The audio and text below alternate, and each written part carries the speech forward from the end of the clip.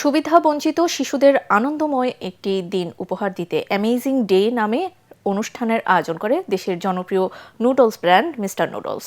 রাজধানীর পল্লবীতে এই আয়োজনে ৩ শতাধিক সুবিধাবঞ্চিত শিশু অংশ নেয়। দিনের শুরুতেই শিশুদের ফুল দিয়ে বরণ করে নেওয়া হয়। সবার জন্য ছিল মিস্টার নুডলসের রঙিন টি শার্ট।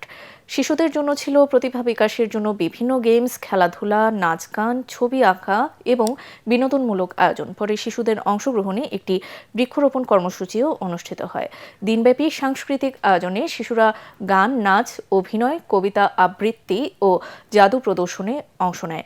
সেরা পারফরম্যান্সের জন্য তাদের পুরস্কৃত করা হয়। এ সময় মিস্টার নুডলসের জেনারেল ম্যানেজার তোষণ পাল বলেন, সুবিধাবঞ্চিত শিশুরা সমাজে অনেক ক্ষেত্রেই পিছিয়ে থাকে। তাদের জন্য সুন্দর ও আনন্দময় একটি দিন উপহার দেওয়ার লক্ষ্য থেকেই এই আয়োজন।